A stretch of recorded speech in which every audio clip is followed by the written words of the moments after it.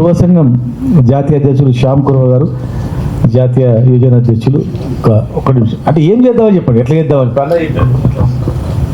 సభాధ్యక్షత వహిస్తున్నటువంటి మాజీ మంత్రివర్యులు, అలాగే అందరూ అన్ని సంఘాలు, ప్రజా సంఘాలకు సంబంధించిన కానీ మిగతా వాళ్ళు కానీ చాలా ఇష్టపడే వ్యక్తి మన సీనన్న కానీ, అలాగే ఈ వేదికపై ఉన్నటువంటి బీసీజేఏసీ వర్కింగ్ చైర్మన్ సీనన్న, అలాగే మిగతా పెద్దలందరికీ పేరు పేరున ఉద్యమాభివందనాలు తెలియజేస్తున్నాను.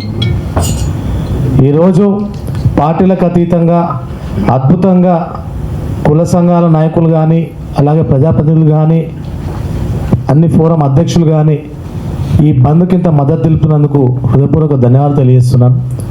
ముఖ్యంగా దీనిపైన ఒకటే సలహా సూచన చెప్పి ముగిస్తాను.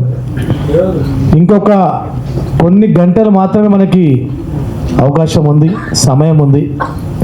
ఇందులో విద్యార్థులు, యువకులు ఎక్కువ కీలక పాత్ర పోషించాల్సిన అవసరం ఎంతో ఉంది.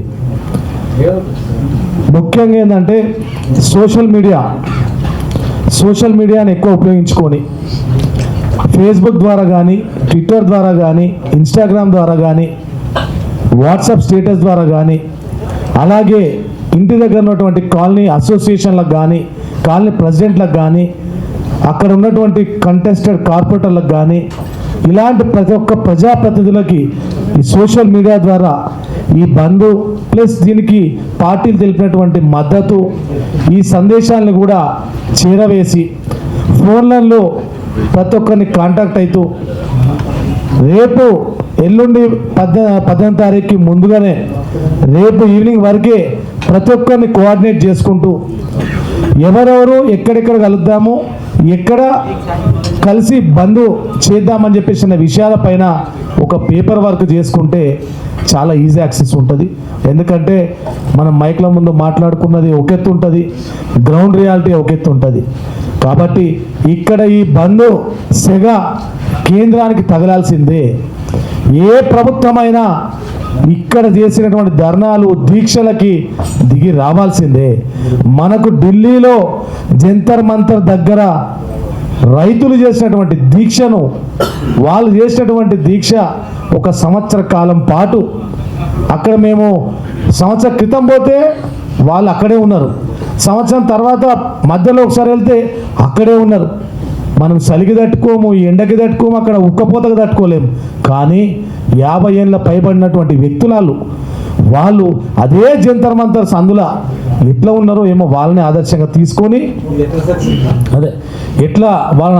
తీసుకొని ఈ గ్రౌండ్లోకి మనము ఒక పేపర్ వర్క్ చేసుకొని ఒక కాన్స్టిట్యున్సీలో ఉంటే నాయకులందరూ అక్కడ టీఆర్ఎస్ కానీ, కాంగ్రెస్ కానీ, బీజేపీ నాయకులు కానీ ఎవరో మనకు కోఆర్డినేట్ చేస్తారనేది వాళ్ళని ఫోన్లో కాంటాక్ట్ చేసుకొని అందులో విద్యార్థి విభాగం, యువజన విభాగం నాయకులు, అలాగే ఎస్సీ, ఎస్టీ, బీసీ సంఘాలకు సంబంధించినటువంటి వాళ్ళందరినీ కోఆర్డినేట్ చేసుకొని అన్నా మనం ఇక్కడ కలుద్దాం, అక్కడ ఎటువంటి తారతమ్యాలు లేకుండా ఒక మెట్టు దిగైనా పర్వాలేదు, మన సంఘాలకు సంబంధించిన నాయకులు అన్నా మనం ఇక్కడ కలుసుకుందాం, ఇగో ఇక్కడ ఈ విధంగా బంద్ ప్రకటిద్దాం, ఇక్కడ ఈ డిపోల దగ్గరికి వెళ్దాం, ఈ విద్యాసంస్థల దగ్గర మీరు వెళ్ళండి అని చెప్పేసి అని వర్క్ డివైడ్ చేసుకుంటే ఖచ్చితంగా బంద్ సక్సెస్ అనేది అవుతుంది.